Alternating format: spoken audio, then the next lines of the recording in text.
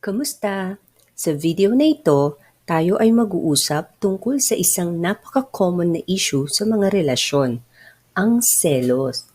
Pero hindi lang basta kahit anong selos. Selos sa ex ng iyong kasintahan.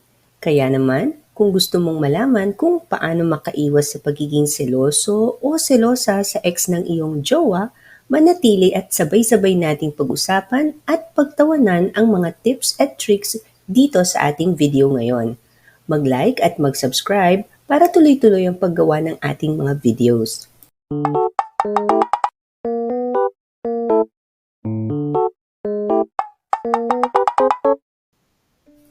Alam natin na minsan, ang selos ay parang instant ramen, madaling lumobo.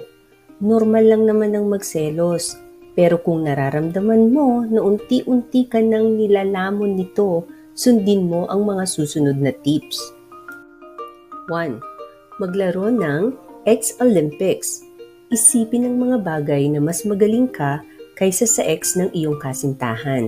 Halimbawa, mas mahusay kang magluto ng adobo, mas magaling kang manamit, mas maganda ang iyong sense of humor, at higit na magaling sa pagsayaw ng selos o Maria Clara. Idagdag mo pa na mas magaling ka sa parlor games gaya ng Tumpakners o Marites game. Tandaan, it's not about putting others down, but celebrating what makes you unique and awesome. 2. Subukan ng exorcism. Gawa ng ritual para palayain ang iyong kasintahan mula sa anino ng kanyang ex. Pwedeng kasama ang kandila, tambo, bawang, suka, toyo, paminta, at kung ano pa mang paraan para mawala ang selos. Meron yan. Maghanap ka ng pangontra at magtiwala ka. 3. Mag-embrace ng ex-friendly lifestyle. Gawing kaibigan ang ex ng iyong kasintahan para maging masaya ang lahat. Pwede kayong mag-bonding over shared interests tulad ng pag-attend ng mga parties. Magkakaroon ka pa ng chance na iset up siya sa iba para tuluyan na siyang mabura sa eksena. 4. Iset ang expiration date. Limitahan ang oras na iniisip mo ang ex ng iyong kasintahan. Pwedeng maglagay ka ng timer o alarm para tawagin itong expiration time. Isipin mo itong parang digital detox, pero para sa iyong mental health. Kada linggo, magtakda ng tiyak na oras, halimbawa, mga 15 minuto, para lang isipin ang ex ng iyong partner o balikan ang nakaraan. Tapos, pagdating ng expiration time, tapusin mo na at mag-focus sa mga bagay na nagpapaligaya sa iyo sa kasalukuyan. 5. Mag-extreme makeover. Baguhin ang hitsura mo para wala nang makakapansin na kamukha mo ang ex ng iyong kasintahan o ikumpara kanila. Magpakulay ng buhok, magpalit ng fashion style, at baka pati na rin magbago ng nickname. Ibahin mo din ang ayos ng apartment mo, pati apartment ni partner. Kung maaari, palitan ang furniture niya at baka may mga naaalala pa siya sa mga yun. I'm sure naman wala na sa kanya yun. Para lang ito sa iyong peace of mind. 6. Iwasan ang excessive stalking. Tansyahin kung gaano kadalas dapat mag-stalk sa social media ng ex ng iyong kasintahan.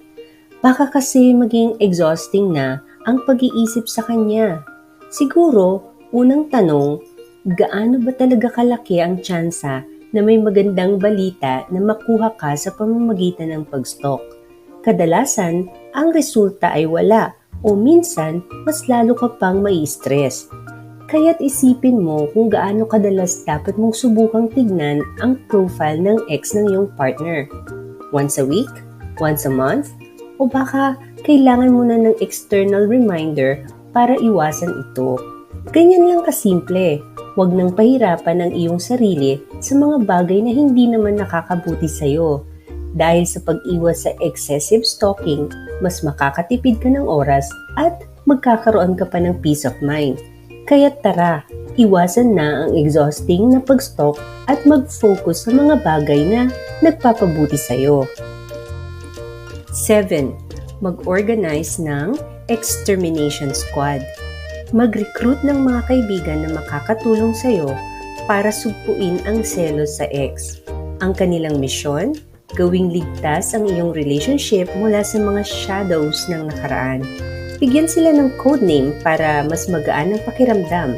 Parang mga superheroes sila. Halimbawa, si Bessie the Blunt, na palaging prangka kahit masakit.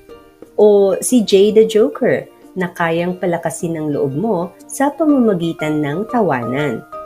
Pagkatapos ng recruitment, mag-set ng regular na check-ins kung saan pwedeng mag-share ng updates at feelings na hindi ka nila ibabash. Sa huli, tandaan na ikaw ang pinili niya at ikaw ang kapiling niya ngayon. Nasapin ang inyong pagmamahalan. Magtiwala sa relasyon nyo. Huwag nang pag-usapan si ex, lalo mo lang ipapaalala sa kanya. Kung nakakaramdam ka ng selos, just be kind to yourself and go through the process. Salamat sa pagtutok. Sana ay nakatulong sa inyo ang mga tips na ibinahagi namin para labanan ng selos sa ex ng inyong kasintahan. Tandaan, ang pagtanggap sa ating mga emosyon at pagtitiwala sa ating sarili ay mahalaga sa pagpapalakas ng ating mga relasyon. Kung mayroon kayong mga katanungan o nais ibahagi ang inyong karanasan, huwag mag-atubiling mag-iwan ng comment sa ibaba. Hanggang sa muli, salamat!